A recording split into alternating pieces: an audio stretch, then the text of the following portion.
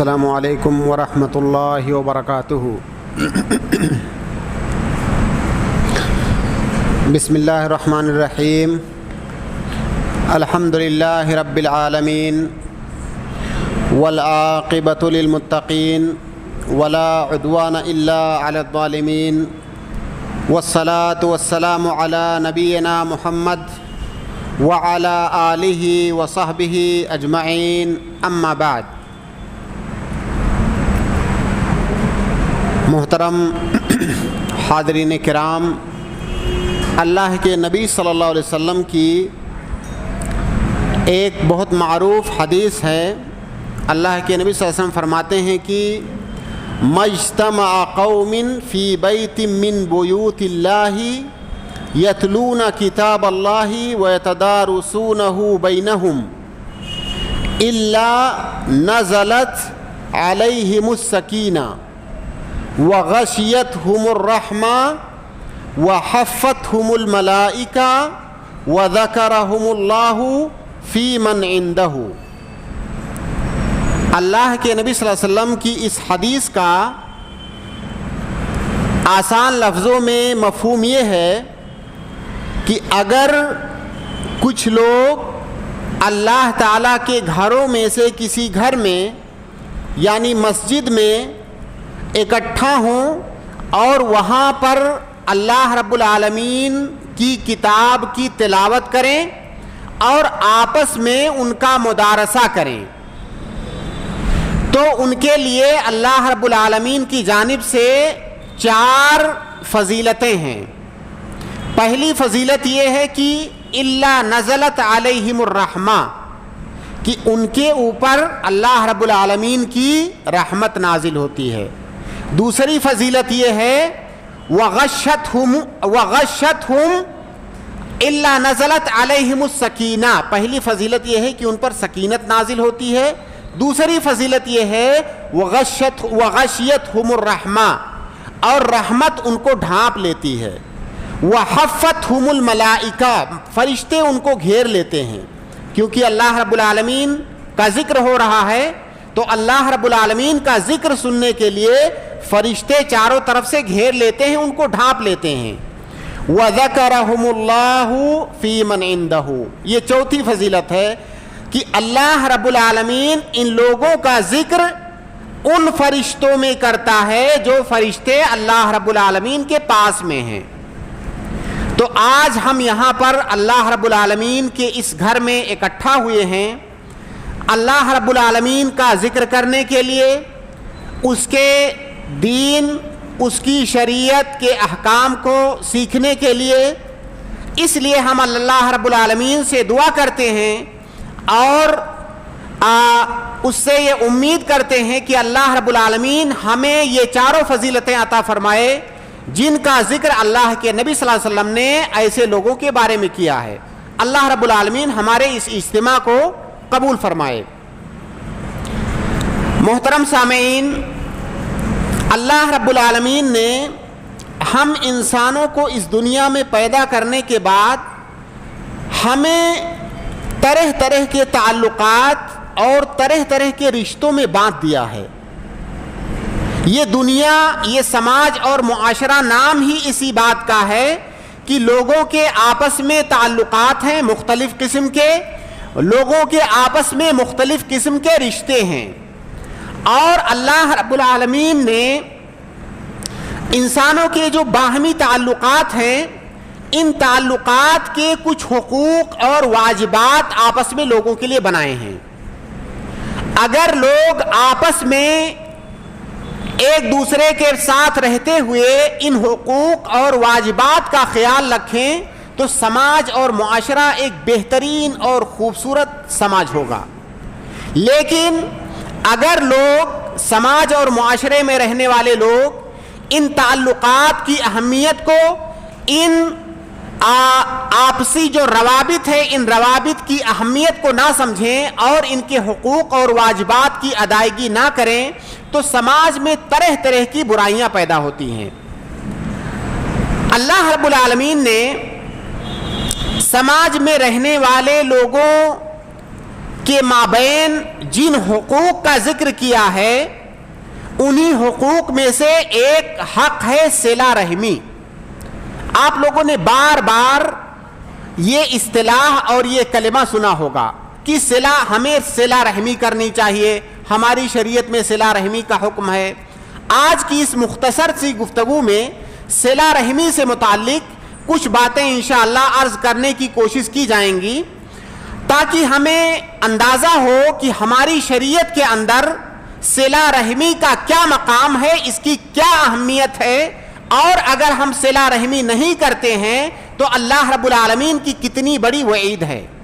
تو سب سے پہلے تو آپ صلہ رحمی کا معنی سمجھیں. صلہ رحمی کس کو کہتے ہیں؟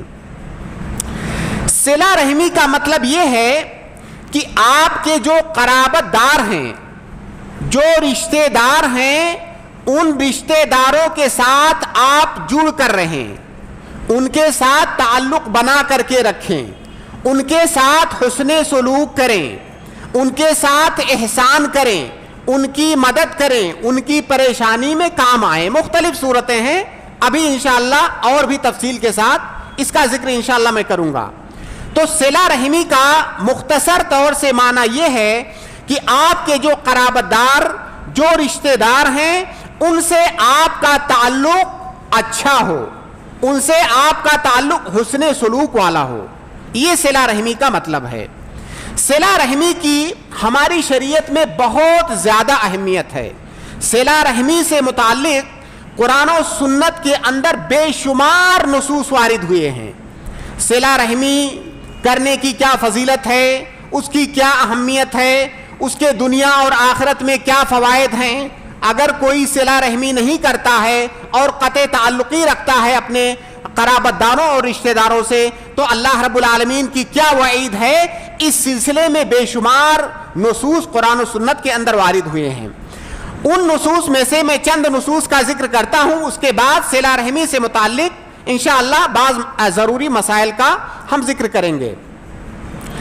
قرآن کریم کے اندر اللہ رب العالمین ارشاد فرماتا ہے، اعوذ باللہ من الشیطان الرجیم، وَإِذْ أَخَذْنَا مِيثَاقَ بَنِي إِسْرَائِيلَ لَا تَعْبُدُونَ إِلَّا اللَّهَ. اللہ رب العالمین نے بنو اسرائیل سے عہد اور پیمان لیا تھا. اس آیت کے اندر اللہ رب العالمین اسی عہد و پیمان کا ذکر کر رہا ہے. اللہ رب العالمین نے کیا عہد و پیمان لیا تھا بنو اسرائیل سے؟ لا تعبدون الا اللہ، اللہ کے علاوہ کسی کی عبادت نہیں کرنا. وبالوالدین احسانا، والدین کے ساتھ حسن سلوک کرنا. وذی القربا، والدین کے ساتھ حسن سلوک کرنا، اور جتنے بھی قرابت دار ہیں ان کے ساتھ احسان اور حسن سلوک کرنا. تو اللہ رب العالمین نے بنو اسرائیل سے جن چیزوں کا وعدہ لیا تھا، عہد و پیمان لیا تھا، انہی چیزوں میں سے اللہ رب العالمین نے اپنی توحید اور اپنی عبادت کے بعد اور والدین کے ساتھ حسن سلوک کا ذکر کرنے کے بعد قرابت داروں کے ساتھ اچھا سلوک کرنے، قرابت داروں کے ساتھ احسان والا سلوک کرنے کا ذکر کیا. ایک اور آیت میں اللہ رب العالمین فرماتا ہے کہ لیس البر ان تولوا وجوہکم قبل المشرق والمغرب ولكن البر من آمن بالله واليوم الآخر والملائكة والكتاب والنبيين وآتى المال على حبه ذوي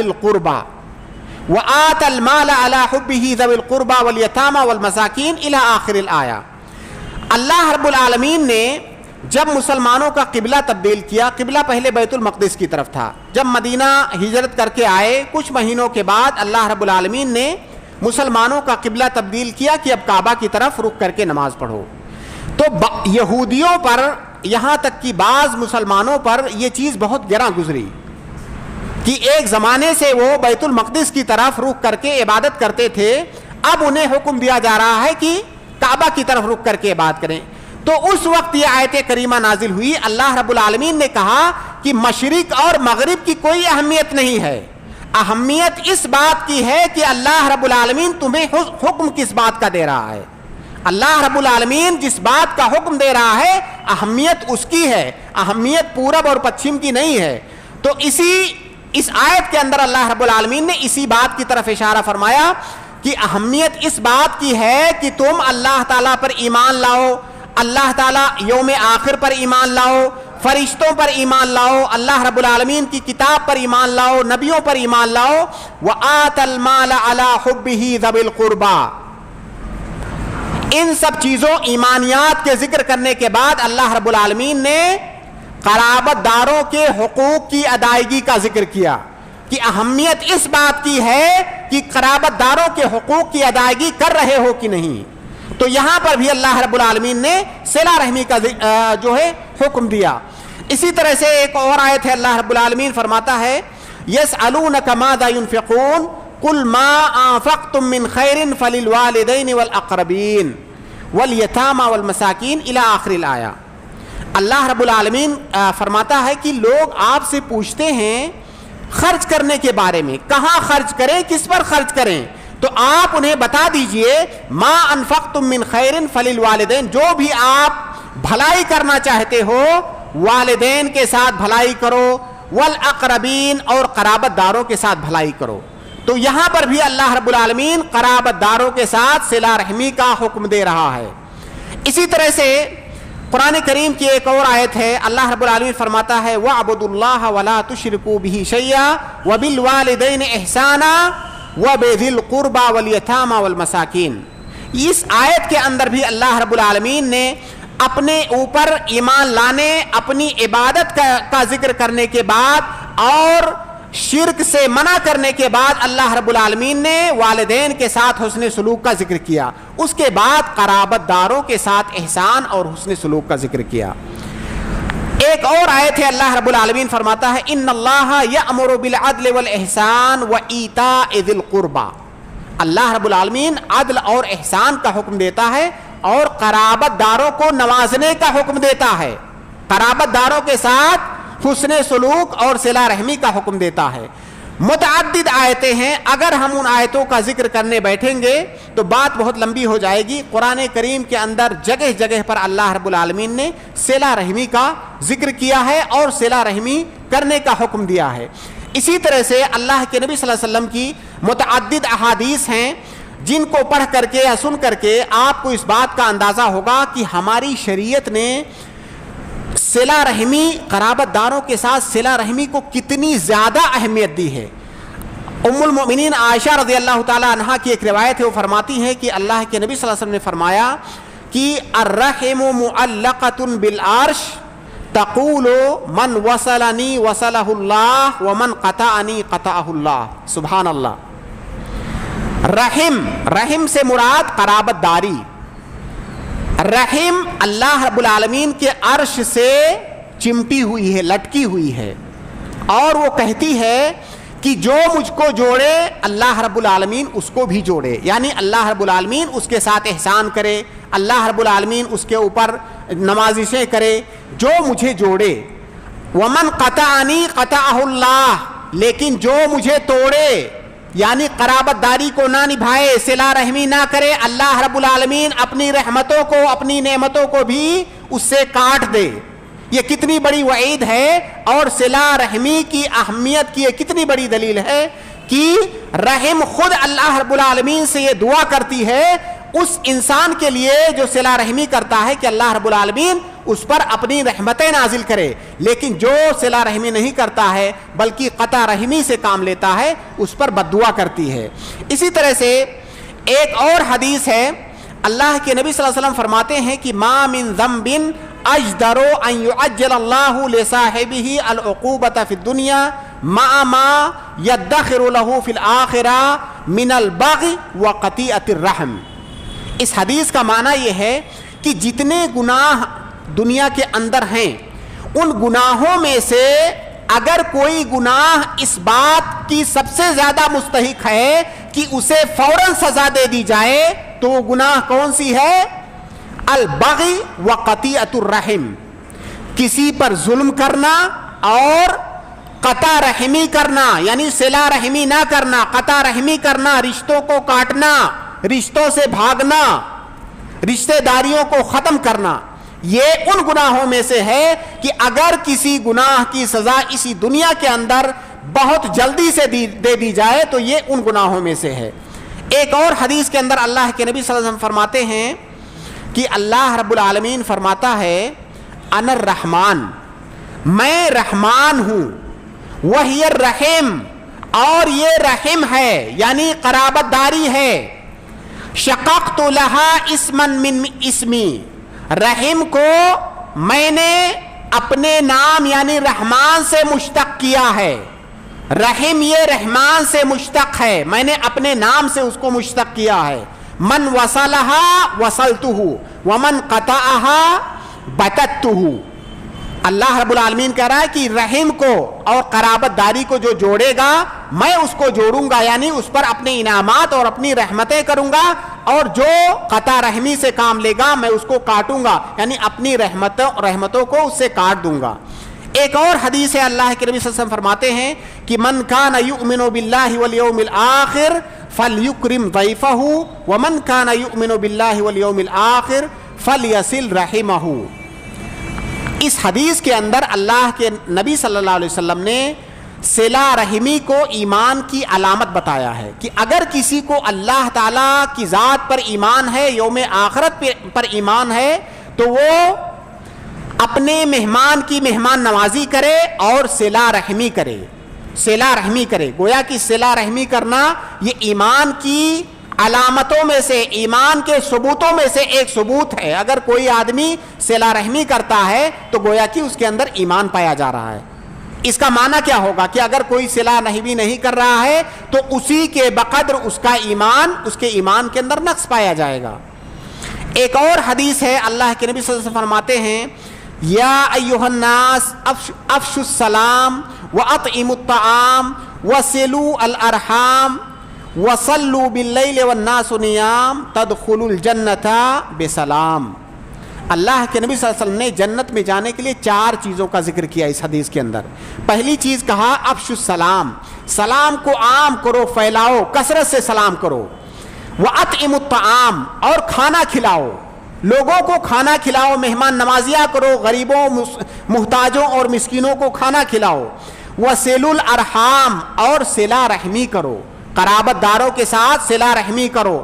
وصلوا باللیل والناس نیام، اور جب رات میں لوگ سو جائیں تو اٹھ کے نماز پڑھو۔ تدخلوا الجنۃ بسلام، جنت میں سلامتی کے ساتھ داخل ہو جاؤ۔ اللہ کے نبی صلی اللہ علیہ وسلم نے جن 4 چیزوں کا ذکر کیا، ان 4 چیزوں میں سے ایک کا تعلق نماز سے یعنی عبادت سے ہے۔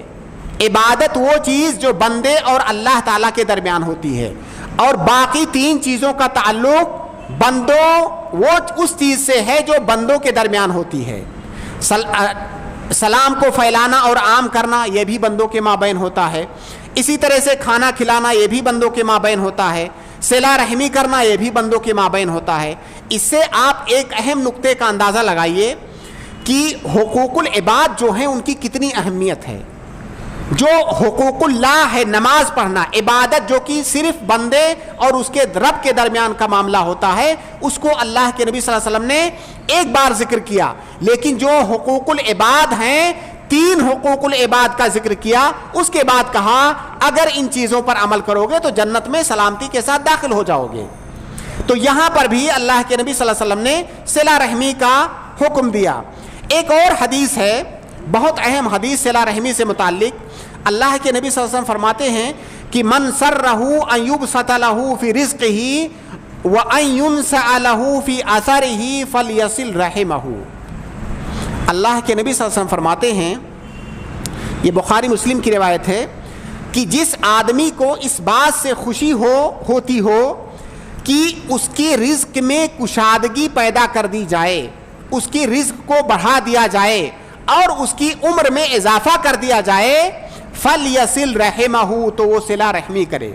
گویا کہ صلہ رحمی کرنے سے رزق میں کشادگی اور رزق میں برکت آتی ہے، صلہ رحمی کرنے سے آپ کی عمر کے اندر زیادتی ہوتی ہے۔ یہاں پر ایک اشکال بعض لوگوں کے ذہن میں آ سکتا ہے کہ ہماری جو عمریں ہیں وہ تو محدد ہیں، انسان کی جو عمر ہے اس کو کتنے دن زندہ رہنا ہے یہ تو مقرر ہے، اسی طرح سے اس کو روزی کتنی ملے گی یہ بھی مقرر ہے، تو پھر اللہ کے نبی صلی اللہ علیہ وسلم نے صلہ رحمی کرنے والے کو یہ بشارت کیوں دی کہ اگر صلہ رحمی کرو گے تو تمہاری رزق کے اندر زیادتی ہو جائے گی اور تمہاری عمر کے اندر زیادتی ہو جائے گی؟ تو اس سلسلے میں علماء نے دو طرح کی تشریح اور توجیہ کی ہے۔ پہلی توجیہ یہ ہے کہ آپ کو رزق تو اتنی ہی ملے گی، لیکن اللہ رب العالمین اس رزق کے اندر برکت اتنی دے گا کہ اس سے گویا کہ آپ کو زیادہ رزق ملی ہے۔ جتنی زیادہ رزق سے جو کام آپ کر سکتے تھے اسی تھوڑے رزق سے آپ وہ کام کر سکیں گے، یعنی رزق کے اندر اللہ رب العالمین برکت دے دے گا۔ اور برکت ہی اہم ہے، زیادتی اہم نہیں ہوتی ہے۔ برکت اہم ہے، زیادتی اہم نہیں ہے۔ اللہ رب العالمین ہمیں تھوڑی چیزیں دے، تھوڑا مال اور تھوڑی دولت دے، لیکن اگر اس کے اندر برکت ہے تو یہ ہمارے لیے کافی ہے۔ لیکن اگر ہمارے پاس بہت زیادہ مال و دولت ہو، اس میں برکت نہ ہو تو ہمارے لیے کافی نہیں ہوگا۔ اسی طرح سے انسان کی جو عمر ہے وہ عمر بھی مقرر ہے، اس کے اندر زیادتی نہیں ہوتی ہے، لیکن اس تھوڑی سی عمر میں اللہ رب العالمین انسان کے اعمال کے اندر برکت دے گا۔ اس تھوڑی سی عمر میں اتنے اعمال کر لے گا جتنے اعمال ایک بڑی عمر پانے والا انسان نہیں کرے گا۔ تو اس حدیث کا یہ معنی ہے۔ دوسرا معنی بعض لوگوں نے بتایا ہے، شیخ الاسلام ابن تیمیہ نے بھی اس معنی کو ذکر کیا ہے کہ یہاں پر زیادتی سے حقیقی زیادتی مراد ہے، کہ انسان کے رزق میں اور اس کی عمر میں اللہ رب العالمین حقیقت میں زیادتی کرتا ہے۔ وہ کیسے؟ وہ ایسے کہ جو اجل ہے، انسان کی عمر کی جو مدت ہے وہ ایک ہے اجل مطلق اور ایک اجل مقید۔ اجل مطلق وہ ہے جو اللہ رب العالمین کے علم میں ہے اور اللہ رب العالمین نے مقرر کر رکھا ہے کہ اتنے دن سے زیادہ یہ انسان نہیں جیے گا۔ اور اجل مقید وہ اجل، اس سے مراد وہ اجل ہے جو کہ اللہ رب العالمین نے کسی چیز کے ساتھ اس کو مقید کیا کہ اگر فلاں انسان نے یہ فلاں کام کیا تو اس کی عمر میں اس طرح سے زیادتی ہوگی۔ وہ زیادتی ہماری نظر میں ہوگی، اللہ رب العالمین کی ہاں اجل مطلق میں جو عمر لکھی جا چکی ہے اس میں زیادتی نہیں ہوگی۔ المہم خلاصہ کلام اور محل شاہد یہ ہے کہ اگر کوئی انسان صلہ رحمی کرتا ہے تو اس کو اس بات کی بشارت دی گئی ہے کہ اس کے رزق میں برکت دی جائے گی اور اس کی عمر میں برکت دی جائے گی۔ تو اگر کوئی انسان غریبی اور فقر اور مسکنت سے جوجھ رہا ہے تو اسے چاہیے کہ وہ زیادہ سے زیادہ صلہ رحمی کرے۔ یہ اللہ کے نبی صلی اللہ علیہ وسلم کی بشارت ہے، یہ جھوٹی نہیں ہو سکتی۔ اگر وہ صلہ رحمی کرے گا تو انشاءاللہ اللہ رب العالمین اس کے مال میں برکت دے گا۔ اس کے علاوہ بہت ساری احادیث ہیں، ہم ان احادیث کو چھوڑ کر کے بعض اہم مسائل میں آتے ہیں جن کا تعلق صلہ رحمی سے ہے، جن کو سمجھنا ہمارے لیے بہت ضروری ہے۔ تو سب سے پہلا مسئلہ یہ ہے کہ وہ کون سے قرابت دار ہیں جن کے ساتھ صلہ رحمی کا حکم دیا گیا ہے، اور اس بات پر تو امت کا اجماع ہے کہ صلہ رحمی کرنا واجب ہے۔ یہ جو نصوص جن کا ذکر ابھی ہم نے کیا، قرآن و سنت کے نصوص، ان کی روشنی میں امت کا اس بات پر اجماع ہے کہ صلہ رحمی کرنا قرابت داروں کے ساتھ یہ واجب ہے۔ لیکن سوال یہ ہے کہ وہ کون سے قرابت دار، کون سے رشتہ دار ہیں جن کے ساتھ صلہ رحمی کرنا واجب ہے؟ تو دیکھیے، جو ذوی الارحام ہوتے ہیں، ذوی الارحام کو علماء نے دو قسموں میں تقسیم کیا ہے۔ اس کو تھوڑا غور سے سنیے، انشاءاللہ بہت آسانی سے آپ اس کو سمجھ سکتے ہیں۔ جو ذوی الارحام ہیں، سب سے پہلے ذوی الارحام کا آپ معنی سمجھیے۔ ذوی الارحام، ارحام یہ رحم کی جمع ہے، اور رحم جیسا کہ ہم اردو زبان میں بولتے ہیں رحم مادر، رحم مادر یعنی ماں کا گود، ماں کا بطن جہاں سے انسان پیدا ہوتا ہے اسی کی طرف یہ منسوب ہے، رحم مادر سے۔ تو ہر وہ رشتہ جو پیدائش کی وجہ سے جس کا تعلق آپ سے جڑے، اس رشتے کو رحم کہا جاتا ہے۔ ہر وہ رشتہ، جیسے مثال کے طور پر آپ ایک ماں اور ایک باپ سے پیدا ہوئے، اب آپ بھی اسی ماں اور باپ سے پیدا ہوئے ہیں، اسی ماں اور باپ سے آپ کے بھائی بہن پیدا ہوئے ہیں۔ تو آپ کے بھائی بہن آپ کے ذوی الارحام ہو گئے. آپ کے جو باپ ہیں وہ آپ کے دادا اور دادی سے پیدا ہوئے ہیں, تو آپ کے دادا اور دادی آپ کے ذوی الارحام ہو گئے. پھر آپ اوپر چلے جائیے, آپ کے دادا اور دادی سے آپ کے چچا بھی پیدا ہوئے ہیں, جہاں سے آپ کے والد پیدا ہوئے ہیں وہیں سے آپ کے چچا بھی پیدا ہوئے ہیں, وہیں سے آپ کی پھوپھی بھی پیدا ہوئی ہیں. پھر آپ کے چچا کے جو بچے ہیں وہ آپ کے چچا سے پیدا ہوئے ہیں, آپ کی پھوپھی کے جو بچے ہیں آپ کی پھوپھی سے پیدا ہوئے ہیں. اسی طرح سے اس سلسلے کو آپ جوڑتے جائیے. یعنی پیدائش کی وجہ سے جو تعلق بنتا ہے آپ کا, پیدائش کی وجہ سے, اس تعلق کو رحم کہا جاتا ہے. اسی طرح سے آپ والدہ کی طرف جائیے, آپ والدہ سے پیدا ہوئے, آپ کی والدہ آپ کے نانا اور نانی سے پیدا ہوئیں, آپ کے نانا اور نانی سے آپ کے ماموں پیدا ہوئے, آپ کی خالہ پیدا ہوئیں, آپ کے ماموں کے بچے ہوئے, آپ کی خالہ کے بچے ہوئے. اس سلسلے کو آپ جوڑتے جائیے. تو گویا کہ جو ذوی الارحام کا رشتہ ہے وہ دو طرف سے جڑتا ہے, ایک باپ کی طرف سے, ایک ماں کی طرف سے. اور جو لوگ بھی پیدائش کی وجہ سے آپ سے جڑتے ہیں ان کو ذوی الارحام کہا جاتا ہے. میرے خیال سے ذوی الارحام کا مفہوم اب واضح ہے. تو رشتوں میں وہی رشتے جن کا تعلق پیدائش کی وجہ سے آپ سے ہوتا ہے, صرف انہی کو ذوی الارحام کہا جاتا ہے. یہاں پر ایک غلط فہمی ہے.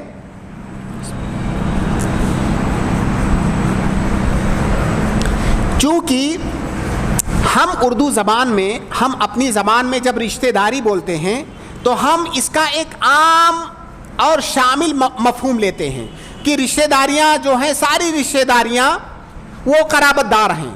لیکن ہماری شریعت کے اندر رشتہ داری اور قرابت داری کا ایک خاص مفہوم ہے. مثال کے طور پر ہم اپنی زبان میں یا اپنی اصطلاح میں, عرف عام میں سسرالی جو رشتہ ہوتا ہے ہم ان کو رشتہ دار بولتے ہیں. کیا ایسا ہے کہ نہیں؟ ہم سسرالی رشتہ داروں کو رشتہ دار بولتے ہیں, قرابت دار بولتے ہیں. جبکہ شریعت کی اصطلاح میں سسرال کے جو رشتے ہیں آپ کے وہ پیدائش کی وجہ سے آپ سے نہیں جڑے ہیں, اس لیے شریعت کی اصطلاح میں وہ قرابت دار نہیں ہیں. مثال کے طور پر آپ کے سسر ہیں, آپ کی ساس ہیں, آپ کی سالی, آپ کے سالے, جتنے بھی رشتہ دار سسرالی ہیں وہ آپ کے قرابت دار نہیں ہیں. دیکھیے ہماری شریعت میں ایک ہوتا ہے قرابت داری اور ایک ہوتا ہے تعلق. تو یہ جو رشتہ ہے سسرال کا رشتہ یہ تعلق ہے, یہ قرابت داری نہیں ہے. قرابت داری وہ ہے جو پیدائش کی وجہ سے آپ سے بنتا ہے. یہ اور بات ہے کہ ہم اپنی اصطلاح میں اس کو رشتہ داری بولتے ہیں. لیکن جب ہم صلہ رحمی کریں, یہ جو آیتیں اور حدیثیں ہم نے ذکر کی اور جن میں صلہ رحمی کا حکم دیا گیا ہے, اس میں ان رشتہ داروں کے ساتھ صلہ رحمی کا حکم دیا گیا ہے جو ذوی الارحام ہیں, جن کا آپ سے رشتہ پیدائش کی وجہ سے ہے. اور حقیقت میں رشتہ دار اور قرابت دار وہی ہیں جو پیدائش کی وجہ سے آپ سے جن کا رشتہ بنتا ہے. لہذا جیسے جو سسرالی رشتہ دار ہیں وہ آپ کے قرابت دار نہیں ہیں. اسی طرح سے مثال کے طور پر آپ کے گھر میں آپ کی بہو آتی ہے, آپ اپنی بہو کے لیے قرابت دار نہیں ہیں, تعلق ضرور ہے, آپ کے بیٹے کی وہ بیوی ہے. اسی طرح سے جب کوئی لڑکی, کوئی عورت شادی کر کے کسی گھر میں جاتی ہے تو اس گھر کے جتنے لوگ ہیں اس کے قرابت دار نہیں ہیں, اس کے تعلق دار ہیں.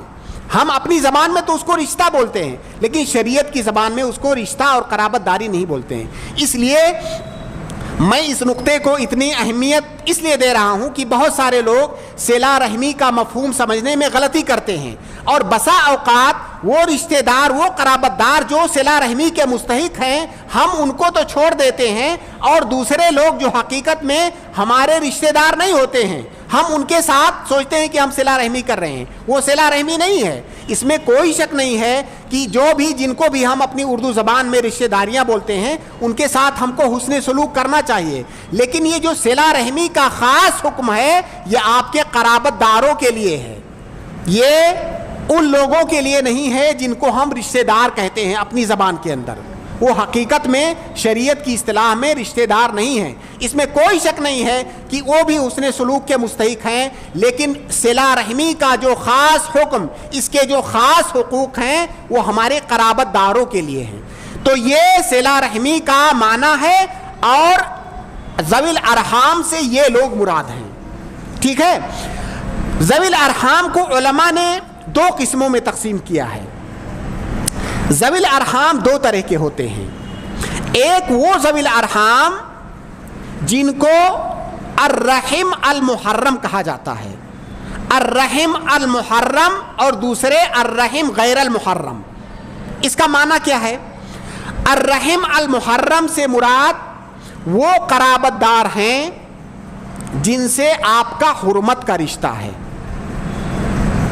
یعنی جن کے ساتھ آپ کی شادی نہیں ہو سکتی. میرے مخاطب آپ ہیں، میری مخاطب کوئی عورت بھی ہو سکتی ہے. تو کوئی بھی عورت یا کوئی بھی مرد اگر اس کا کوئی رشتہ دار ہے، اس رشتہ دار سے اگر اس کی شادی کرنا جائز نہیں ہے، شادی کرنا حرام ہے، تو اس کو الرحم المحرم کہتے ہیں. ہم یہ پتہ کیسے لگائیں گے کہ الرحم المحرم کون ہے؟ اگر مثال کے طور سے ہمارا کوئی رشتہ دار ہے، ہم جاننا چاہتے ہیں کہ کیا یہ ہمارا الرحم المحرم ہے کہ نہیں، تو ہم کیسے جانیں گے؟ تو ہم یہ فرض کریں گے کہ ہم دونوں میں سے کوئی ایک مرد ہے اور دوسرا عورت ہے. اگر ایک کو مرد اور دوسرے کو عورت فرض کرنے کے بعد ہم دونوں کی شادی آپس میں جائز نہ ہو تو گویا کہ ہمارا رشتہ الرحم المحرم کا ہے. مثال کے طور پر جیسے آپ کا بھتیجا یعنی آپ کے بھائی کا بیٹا، آپ کے بھائی کا بیٹا ہے، آپ جاننا چاہتے ہیں کہ آپ کا الرحم المحرم ہے کہ نہیں.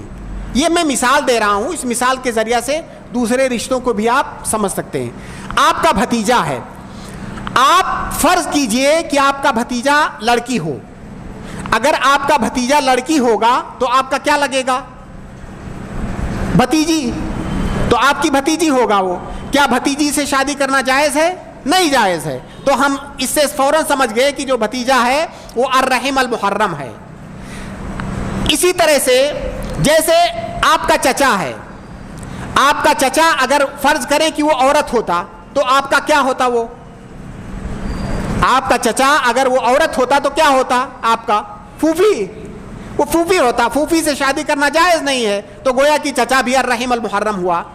تو الرحم المحرم کا جو ضابطہ ہے اس کو جاننے کا اصول ہے. یہ اصول آپ یاد رکھیں کہ جس کے ساتھ اپنا رشتہ آپ جاننا چاہتے ہیں، ایک کو مرد اور ایک کو عورت فرض کریں، پھر دیکھیں کہ کیا شریعت میں ہمارا رشتہ ہو سکتا ہے کہ نہیں. اگر نہیں ہو سکتا تو وہ الرحم المحرم ہے. تو ذوی الارحام کی یہ پہلی قسم ہے الرحم المحرم. دوسری قسم ہے الرحم غیر المحرم، یعنی وہ رشتہ دار، وہ قرابت دار جن سے آپ کی شادی ہو سکتی ہے. جیسے مثال کے طور پر آپ کی پھوپھی ہے، آپ کی پھوپھی کی بیٹی ہے، آپ کی پھوپھی کی بیٹی ہے، اس سے آپ کا شادی کرنا جائز ہے جبکہ آپ کی پھوپھی سے جائز نہیں ہے. تو گویا کہ آپ کی پھوپھی کی بیٹی، آپ کی پھوپھی کا بیٹا، پھر اس کے آگے اوپر آپ جتنی دور بھی جائیں یہ سارے الرحم غیر المحرم ہوئے، کیونکہ ان کے ساتھ یہ محرم نہیں ہے، ان کے ساتھ آپ کا رشتہ کرنا جائز ہے. اسی طرح سے جیسے آپ کی چچا زاد بہن ہے، آپ کی چچا زاد بہن ہے، اس سے آپ کو شادی کرنا جائز ہے تو گویا کہ وہ الرحم المحرم نہیں ہے. تو وہ سارے رشتہ دار جن سے آپ کا نکاح جائز ہے وہ الرحم غیر محرم ہیں، اور جن سے آپ کا نکاح جائز نہیں ہے وہ الرحم المحرم ہے. میں اس تقسیم پر زور اس لیے دے رہا ہوں یہ بتانے کے لیے کہ وہ ذوی الارحام جن کے ساتھ صلہ رحمی کرنا واجب ہے وہ کون سے ذوی الارحام ہیں؟ وہ ذوی الارحام ہیں یا وہ قرابت دار ہیں جو الرحم المحرم ہیں، جن سے آپ کا رشتہ نہیں ہو سکتا. جن سے آپ کا رشتہ نہیں ہو سکتا وہ الرحم المحرم ہیں، اور ان سے صلہ رحمی کرنا یہ واجب ہے. واجب کا مطلب یہ کہ آپ نے نہیں کیا تو آپ گنہگار ہیں. باقی جو دوسرے ذوی الارحام ہیں جو رحم غیر محرم ہیں ان سے صلہ رحمی کرنا یہ مستحب ہے، واجب نہیں ہے. اگر آپ کریں گے تو آپ کو اجر ملے گا، اگر آپ نے نہیں کیا تو آپ کو گناہ نہیں ملے گا. ٹھیک ہے؟ تو اس فرق کو سمجھنا آپ کے لیے ضروری ہے. یہ راجح قول کی بنیاد پر میں یہ مسئلہ ذکر کر رہا ہوں. حالانکہ ایک قول یہ بھی ہے کہ جتنے بھی ذوی الارحام ہیں، چاہے وہ رحم محرم ہو یا رحم غیر محرم ہو، سب کے ساتھ صلہ رحمی کرنا واجب ہے۔ یہ مسئلے کے اندر دوسرا قول ہے، لیکن جو پہلا قول ہے وہی راجح ہے، کیونکہ اگر ہم دوسرے قول کو لیں گے تو جتنے بھی بنو آدم ہیں، سب آدم کی اولاد ہیں، سب کہیں نہ کہیں ہمارے رشتہ دار بنیں گے، تو گویا کہ سب کے ساتھ صلہ رحمی کرنا واجب ہوگا، اور یہ ممکن نہیں ہے۔ تو صحیح قول کے مطابق وہ رشتہ دار، وہ قرابت دار جن کے ساتھ صلہ رحمی کا حکم دیا گیا ہے اور صلہ رحمی کرنا واجب ہے، وہ الرحم المحرم ہیں۔ جو رحم غیر محرم ہیں ان کے ساتھ صلہ رحمی کرنا یہ مستحب ہے، مستحسن ہے، واجب نہیں ہے۔ تو یہ ذوی الارحام سے یہ لوگ مراد ہیں۔ اب ہم ایک دوسرے مسئلے کی طرف آتے ہیں کہ صلہ رحمی ہم کیسے کریں گے؟ صلہ رحمی کا معنی کیا؟ ہم کن طریقوں، ہم کون سا ایسا کام کریں کہ کہا جائے کہ ہم صلہ رحمی کر رہے ہیں؟ اس کے بہت سارے طریقے ہیں، اس کے بہت سارے طریقے۔ صلہ رحمی مال کے ذریعہ سے بھی ہو سکتا ہے اور غیر مال کے ذریعہ سے بھی ہو سکتا ہے۔ مال کے ذریعہ کیسے ہو سکتا ہے؟ مان لیجئے آپ کا بھائی آپ کا قرابت دار ہے اور رحم محرم ہے آپ کا بھائی یا آپ کی بہن، وہ غریب ہے، محتاج ہے، اس کے گھر میں فاقہ ہو رہا ہے، وہ فقیر اور مسکین ہے، اور آپ غنی ہیں، آپ کو اللہ رب العالمین نے دے رکھا ہے۔ اب ایسی صورت میں اس کا نفقہ دینا آپ کے اوپر واجب ہے۔ یہاں پر مال کے ذریعہ سے صلہ رحمی کرنا واجب ہے، وہ کیونکہ وہ غریب اور محتاج ہے، مال کی ضرورت ہے اس کو۔ لیکن اگر فرض کیجئے آپ کا بھائی، آپ کی بہن، آپ کی چچا، آپ کے پھوپھی یا جو بھی رحم محرم ہیں وہ مالدار ہیں، ان کو مال کی ضرورت نہیں ہے، تو اب ایسی صورت میں ہم یہ نہیں کہیں گے کہ مال کے ذریعہ سے یہاں پر صلہ رحمی کرنا واجب ہے۔ یہاں مال کے ذریعہ صلہ رحمی کرنا واجب نہیں ہے۔ تو مال کے ذریعہ صلہ رحمی کرنا کب واجب ہے؟ جب صلہ رحمی کرنے والا غنی ہو اور جس کے ساتھ صلہ رحمی کی جا رہی ہو وہ فقیر ہو، یہ دونوں شرطیں پائی جائیں۔ مان لیجئے میرا بھائی ہے، وہ فقیر ہے، لیکن میں بھی فقیر ہوں، میرے پاس ہے ہی نہیں، تو میں کہاں سے مال دوں گا اس کو؟ تو ایسی صورت میں کوئی یہ نہیں کہہ سکتا کہ آپ کے اوپر ضروری ہے کہ مال کے ذریعہ صلہ رحمی کرو۔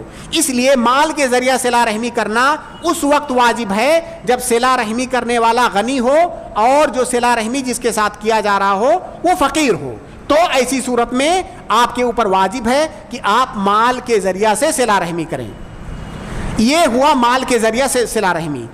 مال کے علاوہ بھی بہت ساری چیزوں سے صلہ رحمی ہوتی ہے، اگر ہم ان کو شمار کرنے بیٹھیں گے تو شاید شمار بھی نہ کر سکیں، اور ان چیزوں کا تعلق عام طور سے عرف سے ہوتا ہے۔ ہر سماج اور معاشرے کا عرف الگ الگ ہوتا ہے۔ آپ کا بھائی ہے، آپ کے چچا ہیں، آپ کی بہن ہے، پھوپھی ہیں، ماموں ہیں، آپ کی خالہ ہیں یا ان کے بچے ہیں، ان کے ساتھ یہ بھی صلہ رحمی ہے کہ آپ ان کے ساتھ ملاقات کریں، آپ ان کے ساتھ بیٹھیں، ان کے ساتھ بات کریں۔ کبھی آپ اگر وہ دور ہیں تو کبھی آپ فون کر کے جو ہے ان کا حال احوال دریافت کر لیں، آپ کبھی ان کی زیارت کرنے چلے جائیں، کبھی آپ ان کو اپنے گھر بلا لیں۔ آپ کو پتہ لگا کہ کسی چیز میں ان کو مدد کی ضرورت ہے، آپ نے مدد کر دی۔ آپ وہ پریشان ہیں، آپ ان کی پریشانی میں ان کے ساتھ کھڑے ہو گئے۔ وہ بیمار ہیں، آپ ان کی عیادت کرنے چلے گئے۔ وہ ان کے ہاں کوئی خوشی ہوئی، آپ خوشی میں شرکت کرنے چلے گئے۔ یہ ساری چیزیں صلہ رحمی میں آتی ہیں، ان کی کوئی حد نہیں ہے۔ کوئی آدمی یہاں پر یہ سوال کر سکتا ہے کہ بھائی میں اپنے چچا بھائی یا ہمارے خاندان کے جو بھی لوگ ہیں میں ان کے ساتھ صلہ رحمی کرنا چاہتا ہوں، تو میں ان سے کس قدر ملوں کہ کہا جائے کہ میں صلہ رحمی کر رہا ہوں؟ کیا میں ان سے روزانہ ملوں؟ کیا میں ان سے دن میں 2 بار ملوں؟ کیا میں ان سے ہفتے میں 1 بار ضرور ملوں؟ کیسے کہا جائے گا کہ صلہ رحمی ہے؟ تو اس کا تعلق عرف سے ہے۔ ہر سماج اور معاشرے میں بہت سارے عرف رائج ہوتے ہیں، تو اس کا تعلق عرف سے ہے۔ مثال کے طور پر اگر مالیگاؤں میں یہ عرف ہے کہ کوئی بیٹی ہر جمعرات یا ہر جمعہ کو اپنے مائکے جائے گی اپنے ماں باپ سے ملنے، یہ میں نے سنا ہے کہ یہاں پہ عرف ہے کہ ہفتے میں بیٹیاں ایک دن اپنے مائکے جاتی ہیں ماں باپ سے ملنے، تو گویا کہ یہ صلہ رحمی ہے۔ اب اگر وہ ہفتے میں 2 یا 3 بار نہیں جا رہی ہے تو ہم یہ نہیں کہیں گے کہ وہ صلہ رحمی نہیں کر رہی ہے. یہاں کا عرف ہے کہ 1 بار جاتی ہے تو اگر وہ 1 بار جا رہی ہے تو صلہ رحمی کر رہی ہے. اب سلام کرنا صلہ رحمی میں داخل ہے. اب ہم کوئی ضروری نہیں ہے کہ ہم گلی گلی میں پھر کے ڈھونڈ ڈھونڈ کے سلام کریں. جب ہمارے سامنے وہ شخص آیا ہم نے اس سے سلام کیا, ایسا نہیں کہ ہم منہ موڑ کے چلے گئے, تو یہ صلہ رحمی ہے. تو صلہ رحمی مال کے علاوہ جو صلہ رحمی ہوتی ہے اس کا ان میں سے اکثر کا تعلق عرف سے ہے. یعنی ہمارے عرف عام میں ہم کتنی دوری بنا لیں اپنے قرابت دار سے تو کہا جائے گا کہ بھائی اس نے تو تعلق توڑ دیا ہے. اگر یہ کہا جانے لگے کہ اس نے تعلق توڑ دیا ہے کیونکہ ہم نے عرف کی مخالفت کی ہے تو یہ کہا جائے گا کہ یہ صلہ رحمی نہیں کر رہا, اس نے قطع رحمی کیا ہے. تو یہ صلہ رحمی کی حد ہے. صلہ رحمی کی حد شریعت نے مقرر نہیں کی ہے کہ آپ کتنی بار ان کے گھر جائیں, کتنی بار ملیں, کتنی بار سلام کریں, کتنی بار ٹیلی فون کریں. ان سب چیزوں کا تعلق عرف سے ہے. بس ہونا یہ چاہیے کہ آپ کا تعلق ان سے بنا رہنا چاہیے, ان سے تعلق آپ کا ٹوٹنا نہیں چاہیے.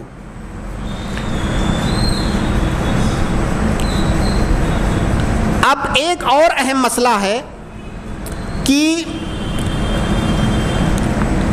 بہت سارے لوگ ایسے ہوتے ہیں جن کو ہم نے کہتے ہوئے سنا ہے کہ بھائی وہ ہمارا فلاں رشتہ دار یا فلاں قرابت دار ہمارے خاندان کا فلاں شخص ہے, میں اس کے گھر کیوں جاؤں, وہ تو میرے گھر نہیں آتا ہے, میں اس سے کیوں ملنے جاؤں, جب وہ مجھ کو دیکھتا ہے منہ موڑ کے چلا جاتا ہے میں اس سے کیوں ملنے جاؤں, میرے پاس کبھی ٹیلی فون نہیں کرتا ہے, میں اس کے پاس کیوں فون کروں. اس طرح کی بات بہت سارے لوگ کرتے ہیں اور اس کو حجت بناتے ہیں کہ میں جو کر رہا ہوں وہ غلط نہیں کر رہا ہوں, وہ جب مجھ سے نہیں ملتا ہے تو میں اس سے کیوں ملنے جاؤں. اللہ کے نبی صلی اللہ علیہ وسلم کی ایک حدیث ہے, بڑی پیاری حدیث, جس میں اس سوال کا اور اس اشکال کا جواب اللہ کے نبی صلی اللہ علیہ وسلم نے دیا ہے. اللہ کے نبی صلی اللہ علیہ وسلم نے فرمایا کہ لیس الواصل بالمکافی, صلہ رحمی کرنے والا وہ نہیں ہے جو بدلے میں صلہ رحمی کرے, بلکہ صلہ رحمی کرنے والا وہ ہے کہ جب اس سے قطع رحمی کیا جائے, قطع تعلق کیا جائے, پھر بھی وہ جا کر کے صلہ رحمی کرے. اس کو کہتے ہیں صلہ رحمی. تو اگر کوئی آدمی, میرا بھائی میرے اوپر احسان کر رہا ہے, میرا رشتہ دار میرے اوپر احسان کر رہا ہے, اگر میں احسان کو, اگر اس کے اوپر احسان کر رہا ہوں یہ سمجھ کر کے کہ میں اس کو بدلہ دے رہا ہوں, تو یہ صلہ رحمی نہیں ہے. صلہ رحمی تو یہ ہے کہ ہمیں بدلے کی کوئی توقع, بدلے کی کوئی امید نہ ہو اس سے, تب بھی ہم صلہ رحمی کریں. تو صلہ رحمی کی یہ اہمیت ہے. جو احادیث اور جو نصوص جن کا ابھی ہم نے ذکر کیا, اگر ان کی روشنی میں آپ غور کریں گے تو آپ کو اندازہ ہوگا کہ صلہ رحمی کے کتنے زیادہ فوائد ہیں. ایک حدیث جس کا ہم نے ذکر کیا, جس میں اللہ تعالیٰ فرماتا ہے کہ اگر کوئی آدمی صلہ رحمی کرتا ہے, اپنے رشتہ داری کو جوڑتا ہے, تو اللہ رب العالمین اس کو جوڑے گا, یعنی اس پر اپنے رحمتوں کا نزول کرے گا. گویا کہ اگر کوئی ایسا نہیں کرتا ہے تو اللہ تعالیٰ کی رحمتوں سے محروم رہے گا. تو صلہ رحمی یہ کتنی اہم چیز ہے جو اللہ رب العالمین کی رحمت کے نزول اور اس کی نعمت کے نزول کا باعث ہے. اسی طرح سے اللہ کے نبی صلی اللہ علیہ وسلم نے وہ حدیث جس کے اندر فرمایا کہ صلہ رحمی کرو اور سلام پھیلاؤ, فلاں کام کرو, فلاں کام کرو اور جنت میں داخل ہو جاؤ, تو گویا کہ صلہ رحمی یہ جنت میں داخلے کا سبب ہے. اسی طرح سے صلہ رحمی ایمان کی علامت ہے, جیسا کہ میں نے ذکر کیا, من کان یؤمن باللہ والیوم الآخر فلیصل رحمہ, یہ ایمان کی علامت ہے. اسی طرح سے اللہ رب العالمین نے اتنے مقامات پر قرآن کریم کے اندر صلہ رحمی کا حکم دیا ہے. اللہ کے نبی صلی اللہ علیہ وسلم نے احادیث میں صلہ رحمی کا حکم دیا ہے. اگر ہم صلہ رحمی کر رہے ہیں تو یہ اطاعت, اللہ تعالیٰ کی اطاعت اور اللہ کے نبی صلی اللہ علیہ وسلم کی ہم اطاعت کر رہے ہیں.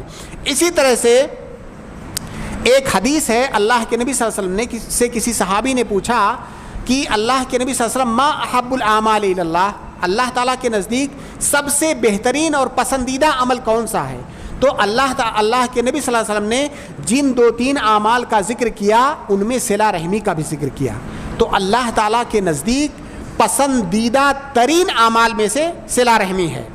اسی طرح سے ایک حدیث کے اندر ہے, امام بخاری نے الادب المفرد کے اندر حدیث ذکر کی ہے کہ یہ جو قرابت داری ہے, رحم ہے, یہ قیامت کے دن آئے گی اور اللہ رب العالمین کے سامنے گواہی دے گی اس شخص کے لیے جس نے صلہ رحمی کیا ہوا ہے۔ اسی طرح سے جیسا کہ ہم نے ذکر کیا کہ اگر کوئی انسان، آج کے دور میں بہت سارے لوگ فقر و فاقہ سے پریشان ہیں، اگر آپ فقر و فاقہ سے پریشان ہیں تو اللہ کے نبی صلی اللہ علیہ وسلم کے دیے ہوئے اس نسخے کو آزمائیے، صلہ رحمی کیجئے، انشاءاللہ اللہ رب العالمین آپ کے رزق میں برکت دے گا۔ اور ضروری نہیں ہے کہ آپ مال سے ہی صلہ رحمی کریں گے۔ جب آپ پریشان حال ہیں، آپ کے پاس مال نہیں ہے، خود ہی محتاج ہیں، تو آپ مال سے صلہ رحمی کیسے کریں گے؟ صلہ رحمی کے اور بھی طریقے ہیں، آپ ان سے ملیے، ان کے ساتھ حسن سلوک کیجئے، ان کی عزت کیجئے، ان کی تکریم کیجئے، ان کی توقیر کیجئے، اور جو ہے ان کے گھر جائیے، ان کو اپنے گھر بلائیے، ان کو اپنی دعاؤں میں یاد رکھیے۔ دعا عن ظہر الغیب کی بہت زیادہ فضیلت ہے، یہ عام مسلمان کے لیے۔ تو جو آپ کا قرابت دار، آپ کا رشتہ دار ہے، وہ تو اس بات کا اور زیادہ مستحق ہے۔ اس لیے علماء نے ذکر کیا ہے کہ آپ اگر اپنے رشتہ دار کے لیے جو ہے اس کے پیٹھ کے پیچھے آپ دعا کرتے ہیں تو یہ بھی ایک طرح کی صلہ رحمی ہے۔ تو صلہ رحمی کرنے کا ایک ہی طریقہ نہیں ہے، بے شمار اور متعدد طریقے ہیں، بس ضرورت اس بات کی ہے کہ ہم اس کی اہمیت کو سمجھیں۔ موجودہ زمانے میں سماج اور معاشرے کے اندر جو بہت طرح کا اتھل پتھل ہم دیکھتے ہیں، بہت سارے خاندان ٹوٹ جاتے ہیں، بہت سارے خاندان اس کے افراد بکھر جاتے ہیں، آپس میں دشمنیاں ہوتی ہیں، حسد، بغض، عناد، ایک دوسرے کے خلاف کینہ کپٹ، یہ ساری چیزیں اس لیے ہیں کہ ہم صلہ رحمی کی جو اہمیت ہے، قرابت داری کی اہمیت، قرابت داری کو نبھانے کی جو اہمیت ہے، ہم اس کو سمجھتے نہیں ہیں۔ اللہ رب العالمین نے کیا اس کو مقام اور مرتبہ دیا ہے، اور اس مقام اور مرتبہ کو نہ سمجھنے اور نہ برتنے پر اللہ رب العالمین کی کیا وعید ہے، اگر ہم اس کو سمجھیں تو شاید ہم اس کو اتنے ہلکے میں نہ لیں۔ اس لیے میری آپ لوگوں سے گزارش ہے کہ آپ صلہ رحمی، جس کو کہ آج کل سماج کے لوگوں نے نسیم منسیہ کر رکھا ہے، اور رشتوں کی کوئی اہمیت باقی نہیں رہی ہے، رشتوں کی کوئی اہمیت باقی نہیں رہی ہے۔ ہم دیکھتے ہیں کہ ایک بھائی ماشاءاللہ بہت ہی خوش و خرم خوشحال ہے، اور اس کے پاس اللہ رب العالمین کی دی ہوئی بے شمار نعمتیں ہیں۔ دوسرے بھائی کو دیکھتے ہیں، اگر ہم شمار دیکھیں گے، وہ سلسلہ جوڑیں گے تو اس کے قرابت دار میں آئے گا، چاہے وہ سگا بھائی ہو یا دور کا اس کا کوئی قرابت دار ہو، اس کے قرابت داری میں آتا ہے۔ لیکن وہ خوشحال بھائی کبھی اس کو اس بات کی توفیق نہیں ہوتی ہے کہ میں اس کی خبر لوں، اس کی مدد کروں۔ تو صلہ رحمی نہ صرف یہ کہ اس سے آپ کو اللہ رب العالمین اجر دے گا اور آخرت میں اس کا بدلہ دے گا، بلکہ اگر آپ گہرائی سے غور کریں تو صلہ رحمی کے جو مثبت اثرات معاشرے پر پڑیں گے، آپ کو اس کا اندازہ ہوگا۔ اس کے اندر ایک تکافل اور تعاون، باہمی ربط، باہمی مساعدہ، باہمی مدد کا ایک جذبہ ہے۔ اگر ہم صلہ رحمی کرنے لگے سارے لوگ تو شاید معاشرے کے اندر، اس لیے کہ جو سماج اور معاشرہ ہے یہ افراد سے بنتا ہے، اور انہی افراد سے مل کر کے خاندان بنتے ہیں، اور انہی خاندان سے سماج بنتا ہے۔ تو اگر ہر خاندان کے جو اچھے اور خوشحال لوگ ہیں، اگر وہ تہیہ اور ارادہ کر لیں کہ ہمارے خاندان کے جو پریشان حال لوگ ہیں ہم ان کی مدد کریں گے، ان کے ساتھ صلہ رحمی کریں گے، تو سماج اور معاشرے سے بہت ساری پریشانیاں ایسے ہی دور ہو جائیں گی۔ تو صلہ رحمی کا جو اثر ہے وہ سماج اور معاشرے کی خوشحالی پر بھی اس کا بہت مثبت اثر پڑے گا، اور اس کے ساتھ ساتھ میں اللہ رب العالمین ہمیں وہ تمام بدلے دے گا جس کا اللہ رب العالمین نے صلہ رحمی کرنے والے کے لیے وعدہ کیا ہے۔ ہم اللہ رب العالمین سے دعا کرتے ہیں کہ اللہ رب العالمین ہمیں اپنے دین کو سمجھنے اور اس کے مطابق عمل کرنے کی توفیق عطا فرمائے۔ اللہ رب العالمین ہمیں دنیا اور آخرت دونوں کے اندر سعادت اور خوشبختی عنایت فرمائے۔ ربنا تقبل منا انک انت السمیع العلیم وتب علینا انک انت التواب الرحیم، وآخر دعوانا ان الحمد للہ رب العالمین۔